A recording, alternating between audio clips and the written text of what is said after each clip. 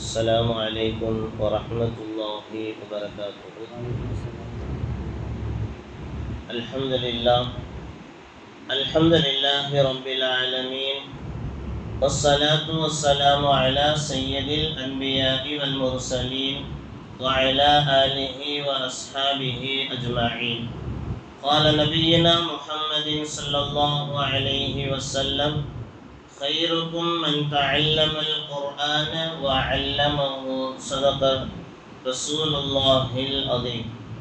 கண்ணியத்திற்குரிய அல்லாஹ்வின் நல்லடியார்களே, எல்லாம் வல்ல இறைவன் நமக்கு சொல்லி தந்த நபிகள் நாயகம் ஸல்லல்லாஹு அலைஹி வஸல்லம் அன்னவர்கள் செய்து நமக்கு கற்றுக் கொடுத்த ஃபர்லான சுன்னத்தான நடைமுறைகளை நம்முடைய வாழ்க்கையில் முழுமையாக பின்பற்றி நடக்கக்கூடிய நன்மக்களாக எல்லாம் அல்ல இறைவன் நம் எல்லோருக்கும் நல்ல நசீபை ஏற்படுத்தி தருவானாக.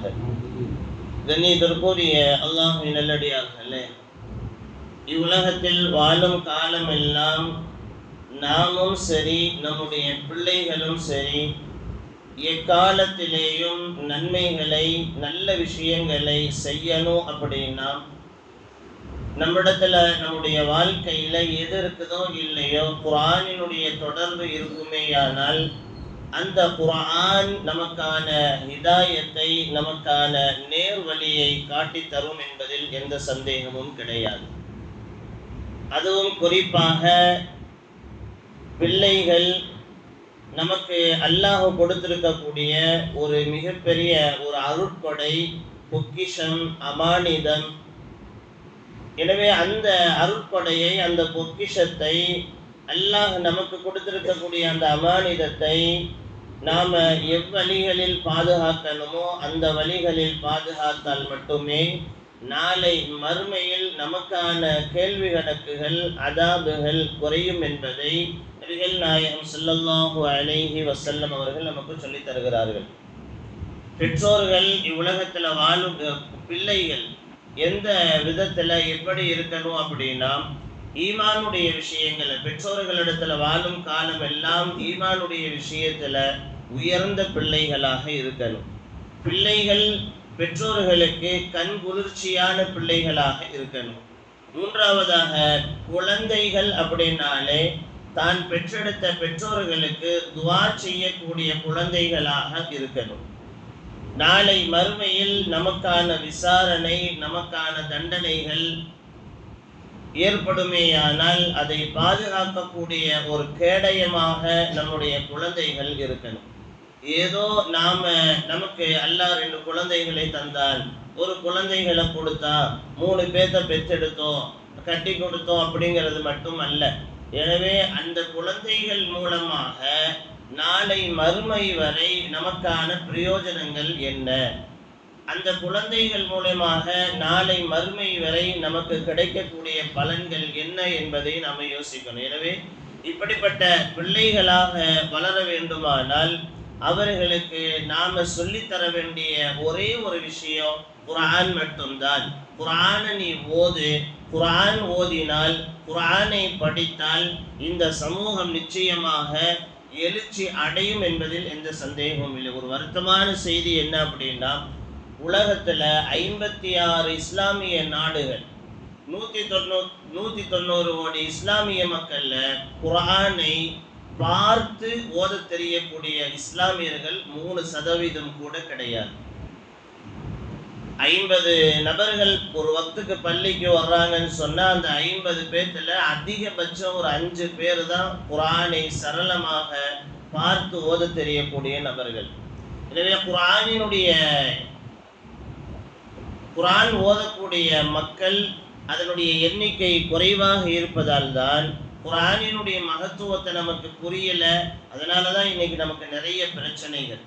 குறிப்பாக குர்ஆனில் இருக்கக்கூடிய அடிப்படை விஷயங்கள், குர்ஆனில் இருக்கக்கூடிய அடிப்படை 6 விஷயங்கள், குர்ஆனால் நமக்கு கிடைக்கக்கூடிய 6 கடமைகள். ஒன்று, முதல்ல குர்ஆனை நம்பணும். குர்ஆன்ல அல்லாஹ் என்னெல்லாம் சொல்லி இருக்கிறானோ, எதையெல்லாம் அல்லாஹ் வைத்திருக்கிறானோ எல்லாத்தையுமே உண்மைதான் அப்படின்னு முதல்ல நம்பணும். ரெண்டாவது, குர்ஆனை படிக்கணும். ஏதோ நம்ம எடுத்து பார்த்து முத்தம் கொடுத்தா மட்டும் பத்தாது, அந்த குர்ஆனை படிச்சா நமக்கு நிச்சயமாக வாழ்க்கையில் வெளிச்சம் உண்டு அப்படிங்கிறத நம்பி குர்ஆனை படிப்பதற்கு ஓதுவதற்கு நாம் முயற்சி செய்யணும். மூன்றாவதாக, அந்த குர்ஆனை வெறும் படிக்கிறதோட மட்டும் இல்லாம இந்த ஆயத்துல அல்லாஹ் என்ன சொல்லுகிறான், இந்தந்த ஆயத்துகள்ல என்ன சொல்லுகிறான் அப்படின்னு கொஞ்சமாவது, முழுமையா விளங்காட்டி கூட கொஞ்சமாவது, ஏன்னா இன்னைக்கு தர்ஜுமா அப்படிங்கிற ஒரு அரபிக்கான அர்த்தம் என்ன அப்படிங்கிற தமிழ் குர்ஆன் இன்னைக்கு நிறைய இருக்கு. எனவே அந்த தமிழ் அதனுடைய அர்த்தம் என்ன அப்படிங்கிறது நம்ம விளங்கணும். நான்காவதாக, இந்த அர்த்தத்தை அல்லாஹ் சொல்லுகிறான், எதுக்காக சொல்லுகிறான் அப்படின்னு நம்ம ஆய்வு செய்யணும். இது எதனால வந்துச்சு. ஐந்தாவதாக, அந்த குர்ஆன்ல சொல்லப்பட்ட விஷயங்களை எல்லாம் முதல் நாம அமல் செய்யணும். விளங்கியாச்சு, படிச்சாச்சு, ஆய்வு செஞ்சாச்சுன்னா அந்த குர்ஆனில் சொல்லப்பட்ட விஷயத்தின்படி அமல் செய்யணும்.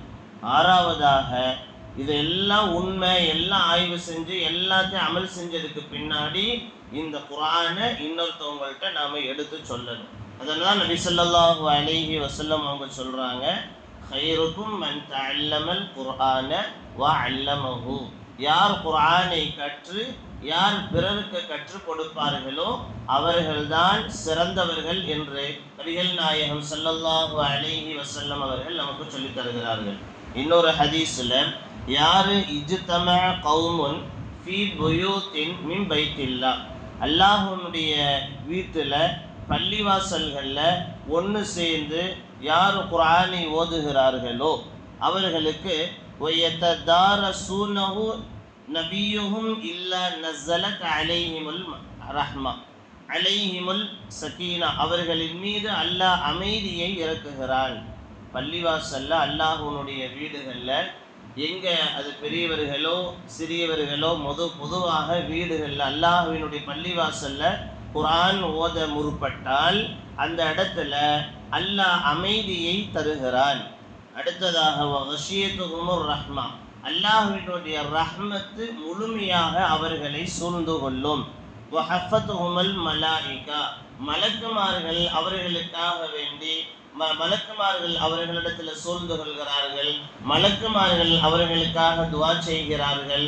அல்லாஹ் ஜல்ல ஷானுஹு தஆலா மலக்குமார்களிடத்தில் சொல்லுகிறார், இவர்களுக்காக வேண்டி நீங்கள் துஆ செய்யுங்கள் என்றெல்லாம் அல்லாஹ் ஜல்ல ஷானுஹு தஆலா குர்ஆன் ஓதக்கூடிய ஒரு சமுதாயத்தை அல்லாஹ் இந்த அளவு உயர்வாக பாராட்டி பேசுகிறான். அப்படின்னா குர்ஆனினுடைய தொடர்பு என்பது நிச்சயமாக அவசியம், தேவை என்பதை நாம் புரிந்து கொள்ள வேண்டும். எனவே அந்த அடிப்படையில் தான் பெரியவர்களும் குர்ஆனை கற்றுக்கொள்வதற்கு முயற்சி செய்யணும், ஓதுவதற்கு.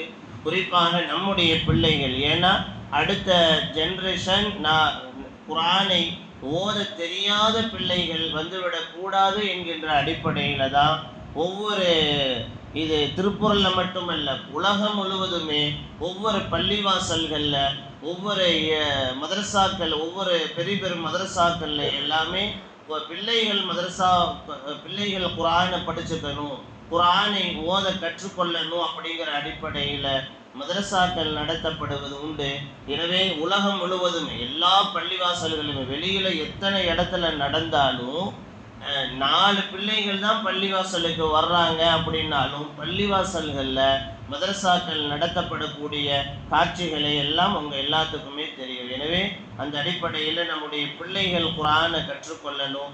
நாளை மறுமையில் வெற்றிக்குரிய சமுதாயமாக, வெற்றிக்குரிய பிள்ளைகளாக, நமக்கு பலனுள்ள பிள்ளைகளாக வரணும். அப்படின்னா அவர்கள் குர்ஆனை கற்றுக்கொள்ள வேண்டும். வீட்டில் உட்கார்ந்து ஓத முடியாது, கற்றுக்க முடியாது. எனவே நாம் சொல்லி தருவதற்கும் அதற்கான நேரங்கள் இல்லை என்கின்ற அடிப்படையில் தான் ஒவ்வொரு மஹல்லாக்கள்லையுமே மதரசாக்கள் நடத்தப்படுவது உண்டு. எனவே இன்ஷா அல்லாஹ் நம்முடைய மதீனா பள்ளியில் இன்று முதல் இன்ஷா அல்லாஹ் மதரசா ஆரம்பிக்கப்பட இருப்பதால், எனவே ஆங்காங்கே இருக்கக்கூடிய உங்களுடைய பிள்ளைகள், பக்கத்து வீட்டில் இருக்கக்கூடிய பிள்ளைகளை எல்லாம் நம்முடைய மதரசாவுக்கு இன்று முதல் மதரசாவிற்கு அனுப்பி வைக்கும்படி கேட்டுக்கொள்கிறோம். எனவே குர்ஆனின் மூலமாக மட்டுமே நம்முடைய சமுதாயத்தை எழுச்சி அடைய முடியும் என்கின்ற அடிப்படையில் வரக்கூடிய அடுத்த நம்மளுடைய தலைமுறை குர்ஆனை பார்த்து அல்ல மனனம் செய்யக்கூடிய பிள்ளைகளாக எல்லாம் வல்ல இறைவன் நம்முடைய பிள்ளைகளுக்கு குர்ஆனினுடைய அறிவை, குர்ஆனினுடைய ஞானத்தை அல்லாஹ் ஜல்ல ஷானுஹு தஆலா முழுமையாக கற்றுத் தருவானாக. அவர்கள் கற்றுக்கொள்வதன் மூலமாக பிள்ளைகள் குர்ஆன் ஓதக்கூடிய அந்த தன்மையின் மூலமாக நம்முடைய குடும்பங்கள், அவரவர்களுடைய குடும்பங்கள் மட்டுமல்ல, ஒட்டுமொத்த ஜமாஅத், ஒட்டுமொத்த மஹல்லாக்களுக்குமே அல்லாஹ் ஜல்ல ஷானுஹு தஆலா நன்மைகளை, பரக்கத்துகளை அல்லாஹ் விதித்திருக்கிறார். எல்லாம் வல்ல இறைவன் உலகத்தில் வாழும் காலம் எல்லாம் அல்லாஹ் ஜல்ல ஷானுஹு தஆலா நமக்கு சொல்லி தந்த ஃபர்லான நபிகள் நாயகம் அவர்களுடைய சுன்னத்தான நடைமுறைகளை எல்லாம் பின்பற்றி நடக்கக்கூடிய நன்மக்களாக எல்லாம் வல்ல இறைவன் நம் எல்லோருக்கும் நல்ல நசீபை ஏற்படுத்தி தருவானாக. வாஹிரு தஅவானா அல்ஹம்துலில்லாஹி ரப்பில் ஆலமீன். ஸல்லல்லாஹு அலா முஹம்மத் ஸல்லல்லாஹு அலைஹி வஸல்லம். ஸல்லல்லாஹு அலா முஹம்மத் ஸல்லல்லாஹு அலைஹி வஸல்லம். ஸல்லல்லாஹு அலா முஹம்மத் யா ரப்பி ஸல்லி அலைஹி வஸல்லம்.